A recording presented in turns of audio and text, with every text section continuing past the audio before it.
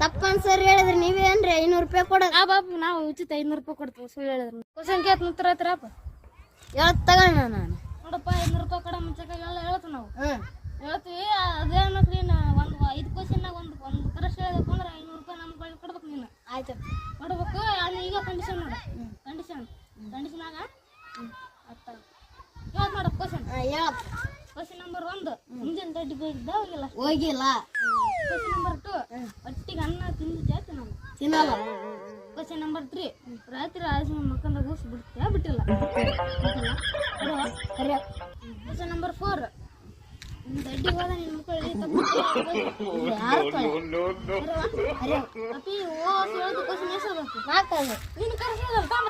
ಈ ತರ ಹಿಂಸೆ ಕೊಟ್ರೆ ಜನಗಳಿಗೆ ಯಾರು ಬದುಕ್ತಾರ? ಅವ್ರ ಅವನ್ ಜಡ್ಕೆ ನನ್ ಮಕ್ಳು ಸರ್. ಅವ್ರ ಅಪ್ಪಂಗ್ ಊಟಾರ ಅವ್ರು